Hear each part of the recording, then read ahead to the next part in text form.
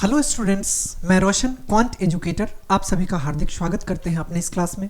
Previous class में हम लोग 20 तक के क्वेश्चन को डिस्कस कर चुके थे। आज हम लोग 21 नंबर क्वेश्चन से स्टार्ट करने वाले हैं। 21 नंबर क्वेश्चन में आपसे पूछा गया कि find a quadratic polynomial where zeros are 7 - 2√3 and 7 + 2√3। अब आपको पता है कि जब हम क्वाड्रेटिक पॉलिनोमियल की बात करेंगे, जीरोज क्या मतलब क्या हुआ, अल्फा बीटा। यहां पे देखो कि आपको अल्फा क्या दिया गया, अल्फा इक्वल्स टू आपको दिया गया है 7 - 2√3 और बीटा कितना दिया गया, तो बीटा आपको दिया गया है 7 + 2√3। ओके, ये आपको आ गया अल्फा और बीटा। तो अब देखो कि आपको एक फॉर्मूला पता होगा, जैसे ही कभी आपसे क्वाड्रेटिक पॉलिनोमियल पूछा जाए तो आपको क्या पता है, फॉर्मूला होता है क्वाड्रेटिक पॉलिनोमियल का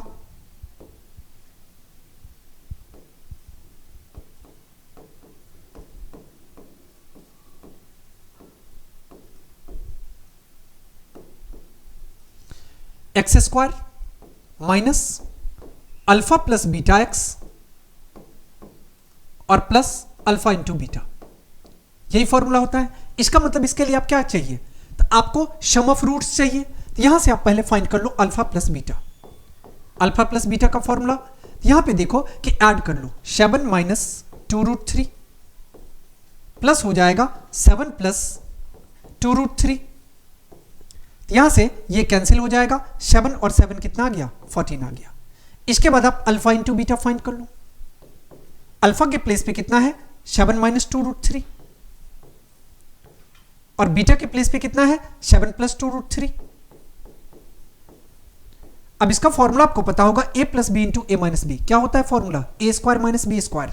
इसको आप क्या कह सकते हो, a² कहने का मतलब 7 का स्क्वायर माइनस b² के प्लेस पे 2√3, तो 2√3 का स्क्वायर, 7 का स्क्वायर करने पे 49 माइनस 2 का स्क्वायर करेंगे 4, √3 का स्क्वायर करेंगे 3, 4 को 3 से मल्टीप्लाई करने पे आएगा 12 और माइनस कर लो 9 - 2 7 और 4 - 1 3, कितना आ गया, 37 आ गया।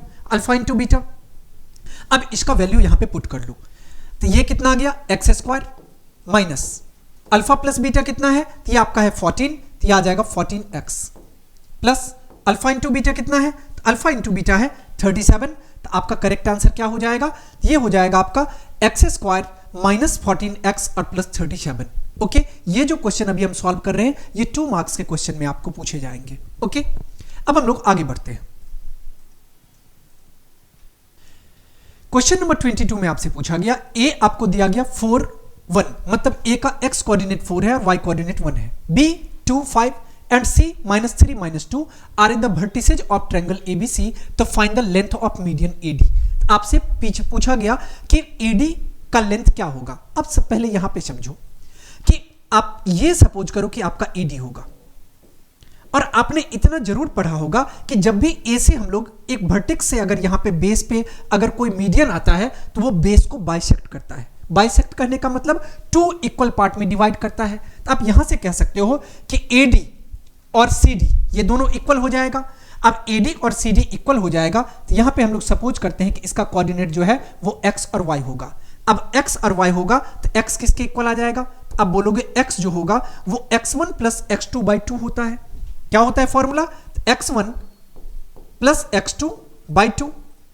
यहां से आपको आ जाएगा, ये फॉर्मूला लिखने की कोई जरूरत नहीं है क्योंकि हमारे पास इनफ स्पेस नहीं है।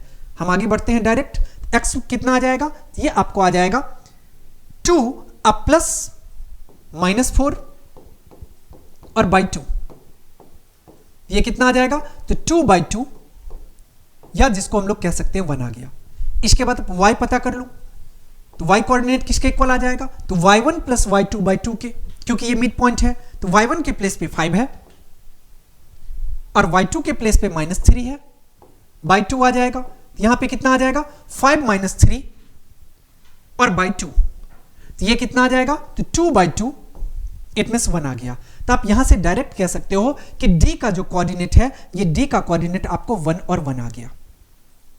d का कोऑर्डिनेट कितना आ गया, 1 और 1 आ गया। ओके, अब आपको क्या करना है, तो अब आपसे पूछा गया कि मीडियन AD क्या होगा, मतलब यहां से AD पूछा गया आपसे, तो डायरेक्ट डिस्टेंस फॉर्मूला अप्लाई करो। तो यहां पे AD का फॉर्मूला क्या होगा? तो अब बोलोगे कि सर इसका फॉर्मूला होता है root under x2 minus x1 का स्क्वायर अब प्लस y2 माइनस y1 का स्क्वायर। अब देखो कि जब x2 की बात करेंगे, ये आपका x1 होगा, ये x2 होगा। x2 के प्लेस पे 1 है, x1 के प्लेस पे 4 है, यहां पे 1 माइनस 4 का स्क्वायर प्लस y2 कितना है? तो y2 जो है वो 1 है, माइनस y1 कितना है? तो y1 भी 1 है स्क्वायर। यहां से अगर इसको हम सॉल्व करेंगे तो ये आपको आ जाएगा 1 माइनस 4 तो माइनस 3 और माइनस 3 का स्क्वायर करने पे 9 प्लस कितना आ जाएगा 0। तो ये 9 प्लस 0, तो अगर रूट अंडर 9 करेंगे तो ये कितना आ जाएगा? 3 आ जाएगा। तो हम लोग कह सकते हैं कि ये जो AD होगा, ये AD कितना आ गया? तो ये आपको आ गया 3। ओके, AD कितना आ गया? तो ये आपको आ गया 3। यही आपका करेक्ट आंसर होगा। ओके, अब हम लोग आगे बढ़ते हैं।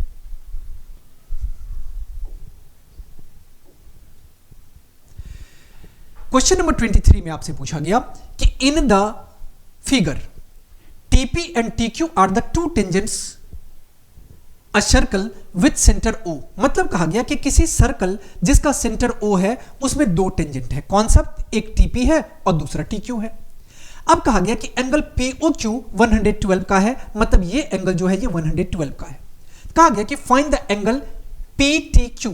अब PTQ कहने का मतलब PT और Q, ये एंगल आपसे पूछ लिया गया कि कितना का होगा। कैसे पता करोगे?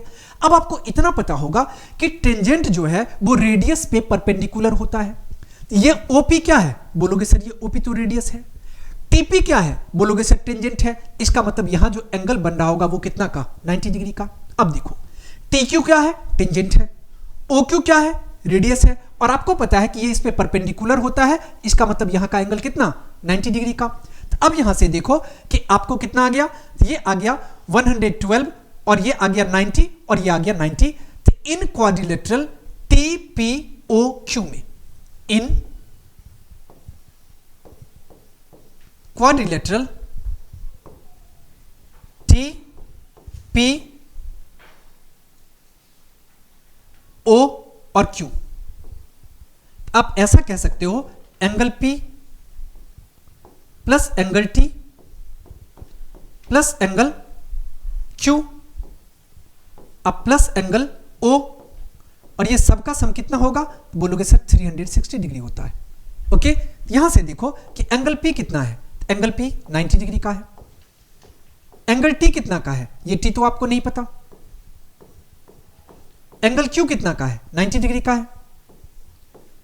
और एंगल O कितना का है? ये 112 का है। और ये इक्वल किसके आ जाएगा? 360 के। सबको सम कर लो। यहां पे 90 और 90 180 180 अब प्लस 112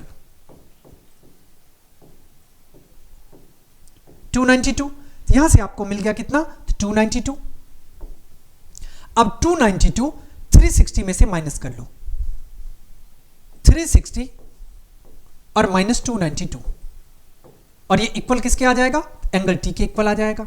तो माइनस अगर करेंगे हम लोग, 10 में से 2 माइनस होगा 8, 15 में से 9 माइनस होगा 6, ये कितना आ गया? 68 का आ गया। यहां से हम लोग कह सकते हैं एंगल T। और आपसे पूछा क्या गया था? आपसे पूछा गया था PTQ। अब देखो कि इसको आप PTQ कह लो या एंगल T कह लो, तो हम लोग डायरेक्ट कह सकते हैं कि एंगल P T और Q, और ये कितना का आ गया? तो ये आपको 68 डिग्री का आ गया। यही आपका करेक्ट आंसर होगा। बातें समझ में आ गई? अब हम लोग नेक्स्ट क्वेश्चन की ओर बढ़ते हैं।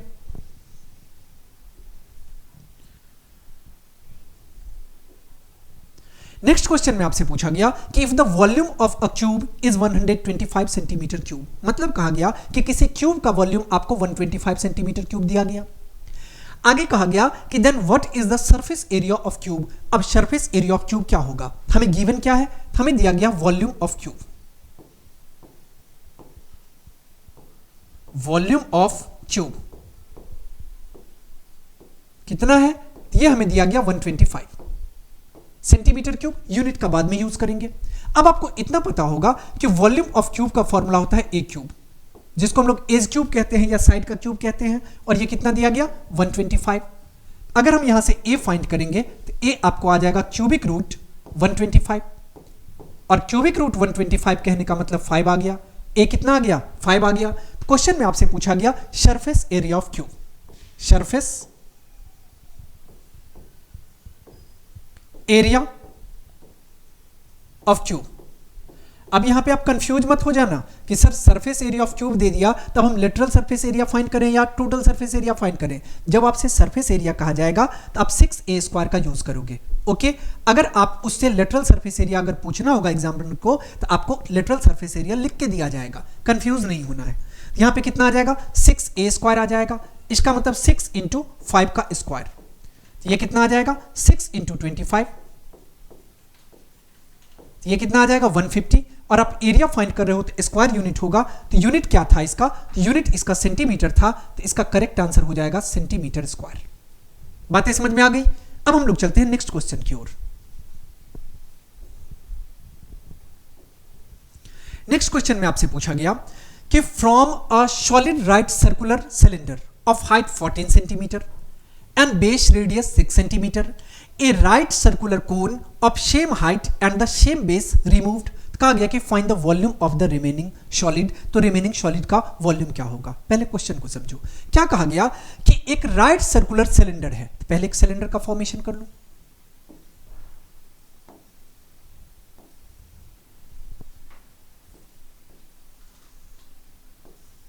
ओके, आगे क्या कहा गया कि राइट सर्कुलर सिलेंडर जिसका हाइट कितना है? हाइट दिया गया 14, ये दिया गया आपको 14 क्या है? सेंटीमीटर। सेंटीमीटर कहा गया कि एंड बेस रेडियस 6 सेंटीमीटर, और बेस रेडियस कितना है? 6 सेंटीमीटर है। A right circular cone of same height and the same base remove, मतलब कहा गया कि इस टाइप का कोई एक फिगर जो है वो इससे रिमूव कर लिया गया। कोन का एक फिगर जो है वो इसमें से रिमूव कर लिया गया। तो क्वेश्चन में पूछा गया कि find the volume of the remaining solid, तो बचे हुए सॉलिड का वॉल्यूम क्या होगा? तो हम लोग इसको सॉल्व कर लेते हैं। वॉल्यूम ऑफ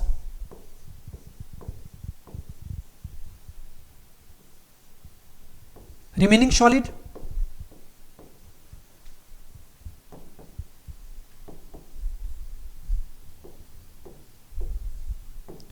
अब कैसे पता करोगे? कॉन्सेप्ट को समझो। अब देखो कि अगर हम लोग सिलेंडर के वॉल्यूम में से कोन के वॉल्यूम को माइनस कर दें, जो रिमेन्स वॉल्यूम होगा वही हो जाएगा volume of remaining solid. Okay, अब बताओ कि वॉल्यूम ऑफ सिलेंडर का फॉर्मूला क्या होता है? तो बोलोगे सर πr² होता है। और वॉल्यूम ऑफ कोन का फॉर्मूला क्या होता है? अब बोलोगे सर 1/3 πr² होता है। 1/3 πr²h। अब इसको अगर हम लोग माइनस करेंगे तो ये कितना आ जाएगा? तो ये आपको आ जाएगा 2/3 πr²h। अब वैल्यू पुट कर लो, यहां पे हम सॉल्व कर लेते हैं। 2/3 पाई के प्लेस पे कितना आ जाएगा? तो पाई के प्लेस पे 22/7 होता है। r² मतलब रेडियस का स्क्वायर, रेडियस कितना है? तो 6 है, तो ये 6 × 6 आ जाएगा। और हाइट कितना है? हाइट 14 दिया गया, तो ये 14 आ जाएगा। अब जैसे ही आप फाइंड कर रहे हो, क्या फाइंड कर रहे हो? यहां पे वॉल्यूम तो क्यूबिक यूनिट होगा, और यहां पे सेंटीमीटर है तो सेंटीमीटर क्यूब आ जाएगा। अब सॉल्व कर लो। 7 × 1 = 7 और 7 × 2 = 14। अब तो आप कुछ नहीं कर सकते, अब मल्टीप्लाई कर लो सबको। हाँ, 3 से भी डिवाइड किया जा सकता है। 3 × 1 = 3 और 3 × 2 = 6। मल्टीप्लाई कर लो। 2 × 2 = 4, 4 × 6 = 24, 24 × 2 = 48, 48 को 22 से मल्टीप्लाई कर लो। 48 इज मल्टीप्लाइड बाय 22, तो यह आ जाएगा 96, 96, 6, 9 6 15 का 5 कैरी 1 और 9 1 10। इसका मतलब कितना आ गया? तो ये आपको आ गया 1056। और यूनिट क्या होगा? तो वॉल्यूम फाइंड कर रहे हैं तो क्यूबिक यूनिट होगा, इट में सेंटीमीटर क्यूब। बात ही समझ में आ गई? अब हम लोग चलते हैं नेक्स्ट क्वेश्चन की ओर।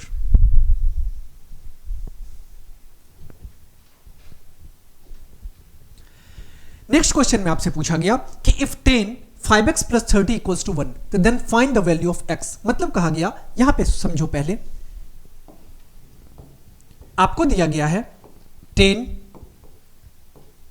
5x और +30, और ये इक्वल किसके है? 1 के। अब एक बात बताओ हमको ये तो जैसे है इसको एज इट इज लिख लो, 10 5x प्लस 30। अब 10 कितना का वैल्यू 1 होता है? अब बोलोगे सर 10 45 का वैल्यू 1 होता है।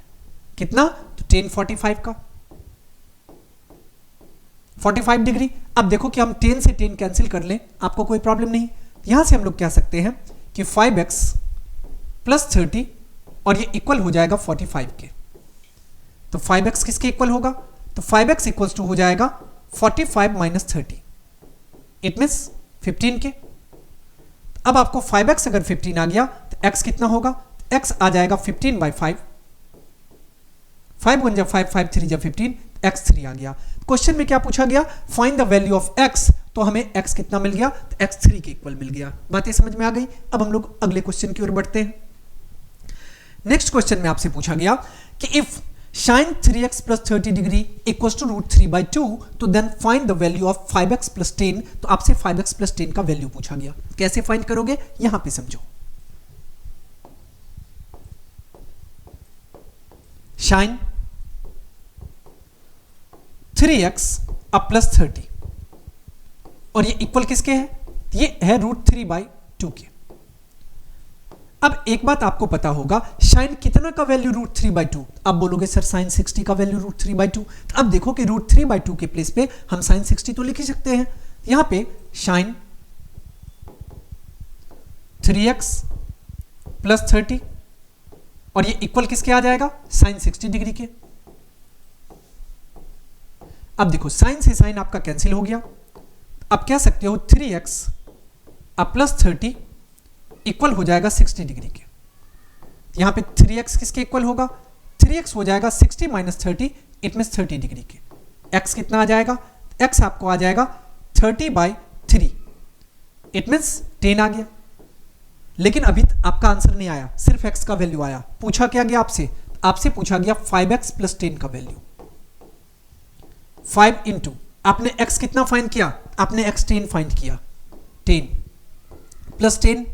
अब देखो 10 को 5 से मल्टीप्लाई करेंगे तो 50 आएगा।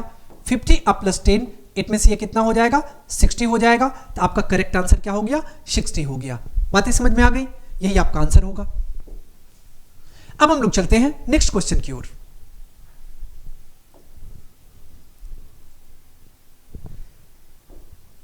नेक्स्ट क्वेश्चन में आपसे पूछा गया कि prove that 3 root 7 is an irrational number. ये तो बिल्कुल सिंपल क्वेश्चन है। ये अगर इस टाइप का क्वेश्चन पूछा जाता है, समझो कि आपको एग्जामिनर फ्री का नंबर देना चाह रहा है। ओके, यहां पे देखो क्या कहा गया कि आपको प्रूफ करना है कि ये 3 रूट 7 जो है ये एक इरेशनल नंबर है। कैसे? इसको हम लोग कैसे प्रूफ करते हैं? सबसे पहले हम लोग 3 रूट 7 को एक रेशनल नंबर सपोज कर लेते हैं। Let 3 root 7 be a rational number।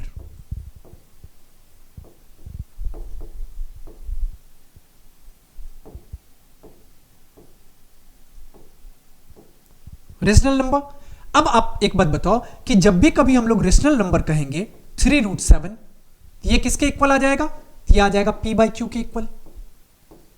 और रेशनल नंबर कब होता है? जब p और q, p and q are integers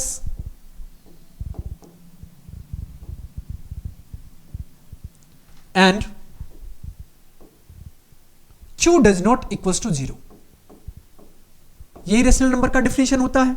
अब एक बात बताओ हमको कि 3 रूट को आप छोड़ दो, ओके, रूट को आप यहीं पे रहने दो और ये इक्वल किसके आ जाएगा? ये बोलोगे सर ये तो आ जाएगा p बाई 3q के। अब एक चीज यहां पे आप गौर से देखो, रूट 7 क्या है? Irrational number. यहां पे p भी इंटीजर्स, q भी इंटीजर्स, q 0 के इक्वल नहीं है और 3 भी क्या है? इंटीजर्स। तो यहां पे इंटीजर्स बाय इंटीजर्स, तो ये क्या आ जाएगा? रेशनल नंबर आ जाएगा। लेकिन रूट 7 क्या है? एक इरेशनल नंबर है। तो आपको यहां पे दिखाई क्या दे रहा है कि एक रेशनल और एक इरेशनल इक्वल है। क्या ये कभी पॉसिबल है? कभी संभव नहीं है। इसका मतलब आवर एजम्पशन आर कंट्राडिक्ट।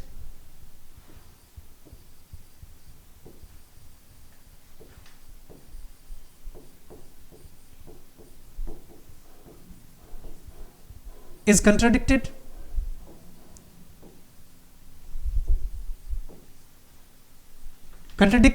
इसका मतलब हम लोग यहां से कह सकते हैं कि ये जो है, अगर हमारा माना हुआ रेशनल नंबर गलत है तो ये क्या हो जाएगा, तो हम लोग कह सकते हैं कि therefore 3√7 is an irrational number.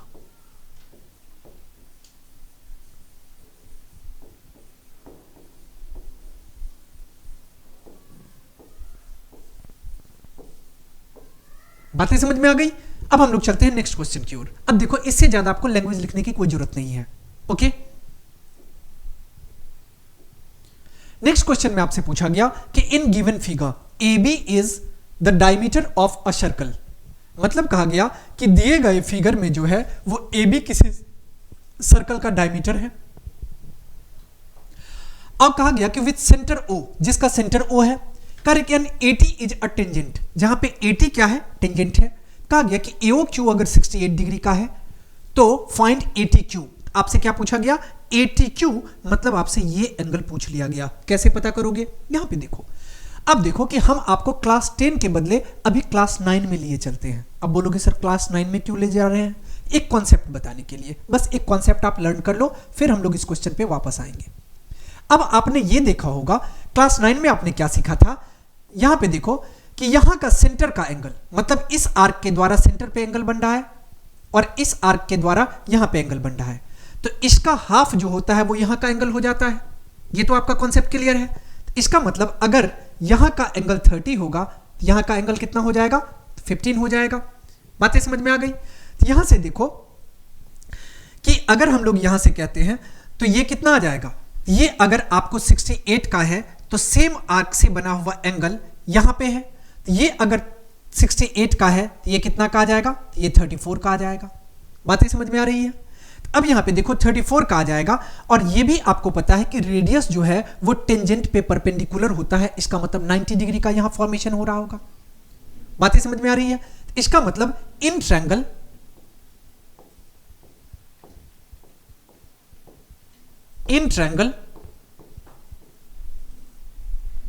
A B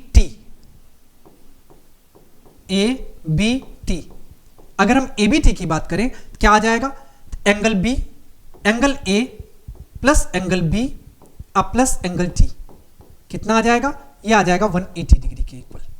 कैसे, एंगल सम प्रॉपर्टी से, एंगल सम प्रॉपर्टी।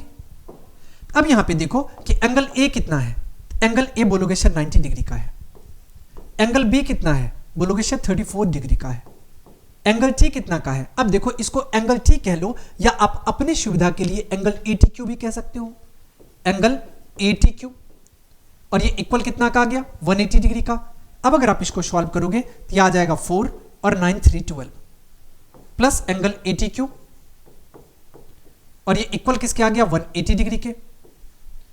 ओके, यहां से अगर आप इसको सॉल्व करोगे तो angle A T Q equals to 180 और माइनस 124। 10 में से 4 माइनस होगा 6, 7 में से 2 माइनस होगा 5, कितना आ गया, 56 आ गया। ओके, कितना आ गया, 56 आ गया। तो यहां से देखो ATQ आपसे पूछा गया, तो ATQ कितना आ गया, 56, यही आपका करेक्ट आंसर हो जाएगा। बातें समझ में आ गई। अब हम लोग चलते हैं नेक्स्ट क्वेश्चन की ओर। नेक्स्ट क्वेश्चन में आपसे पूछा गया कि write the discriminant of the quadratic equation x plus 4 का whole square equals to 3 into 7x minus 4, मतलब आपसे d पूछ लिया गया। पहले आप देखो इक्वेशन क्या है, इक्वेशन हमें दिया गया है x प्लस 4 का होल स्क्वायर, और ये इक्वल किसके है, तो 3 इंटू 7x माइनस 4 के।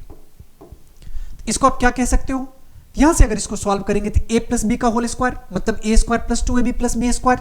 a स्क्वायर कहने का मतलब x स्क्वायर, b स्क्वायर कहने का मतलब 4 का स्क्वायर 16 प्लस 2ab कहने का मतलब 2 into 4 into x, it mean 8x equal किसके आ जाएगा, 7x को 3 से मल्टीप्लाई करेंगे 21x और 4 को 3 से मल्टीप्लाई करेंगे 12।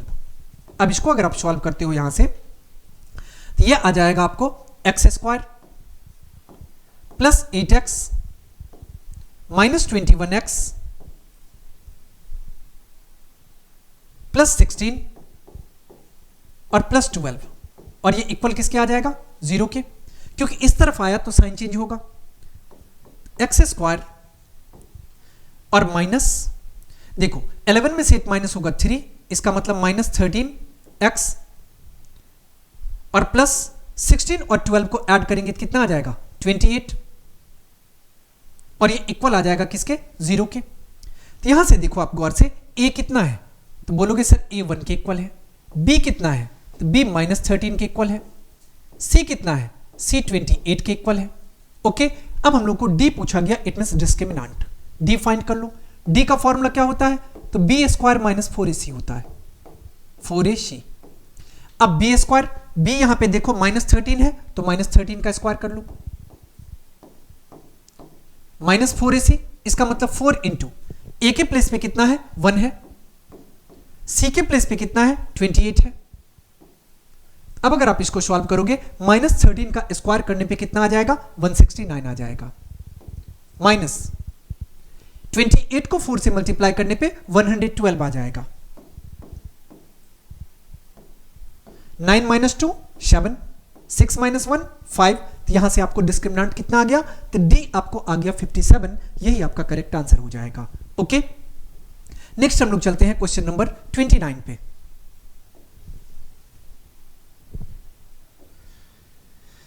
अब देखो 29, अब इस क्वेश्चन में आपसे पूछा गया कि इन अ क्रिकेट मैच, मतलब किसी क्रिकेट मैच में हरभजन टुक 3 विकेट्स। अब आपको पता है कि क्रिकेट हरभजन सिंह जो अभी कुछ दिन पहले रिटायर्ड हुए हैं, क्रिकेट खेला करते थे और स्पिनर हुआ करते थे। यहां पे कहा गया कि हरभजन टुक 3 विकेट, हरभजन कितना विकेट लेता है 3 विकेट, कैसे तो less than twice the number of wickets taken by Zaheer, मतलब जहीर जितना विकेट लेता है उसके ट्वाइस से 3 विकेट लेस लेता है कौन तो हरभजन। कहा गया कि the product of the number of wickets taken by this two is 20, मतलब जहीर और हरभजन के द्वारा जो विकेट लिया गया उसका प्रोडक्ट जो है वो 20 है। कहा गया कि represent the above situations in the formation of quadratic equation, मतलब इस सिचुएशन को आपको क्वाड्रेटिक इक्वेशन में रिप्रेजेंट करना है। कैसे रिप्रेजेंट करेंगे तो यहां पे समझो, हम लोग सपोज करते हैं let the wicket taken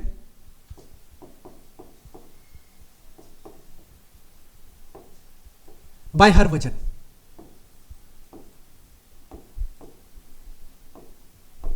Harbhajan इसको हमने क्या माने, यहां पे देखो आपको समझना होगा फिर से एक बार क्वेश्चन को।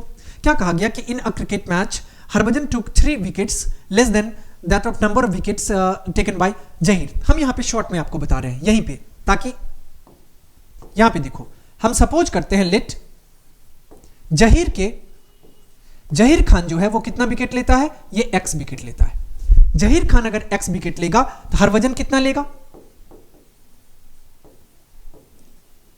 हरभजन कितना लेगा तो हरभजन के बारे में कहा गया कि Harbhajan took 3 wickets less then the twice of number of wickets taken by Zaheer. इसका मतलब 2x माइनस 3 ये विकेट कौन लेगा, ये हरभजन लेगा। अब कहा गया कि इसका प्रोडक्ट कितना है तो इसका प्रोडक्ट जो है वो 20 है, तो हम लोग यहां से कह सकते हैं x इंटू 2x माइनस 3 और ये इक्वल किसके आ जाएगा 20 के। अब इसको आप सॉल्व कर लो, 2x को x से मल्टीप्लाई करने पे 2x स्क्वायर, माइनस 3 को x से मल्टीप्लाई करने पे माइनस 3x और ये कितना आ जाएगा 20 के। और आपको कहा क्या गया, कहा गया कि आपको situation to form quadratic equation, इसको हम लोग ऐसे लिख सकते हैं 2x स्क्वायर माइनस 3x और माइनस 20 और ये इक्वल कितना आ गया 0 के। यही आपका करेक्ट आंसर हो जाएगा। बातें समझ में आ गई। अब इसको सॉल्व करने की कोई जरूरत नहीं है क्योंकि हमसे सिर्फ क्वाड्रेटिक इक्वेशन पूछा गया था।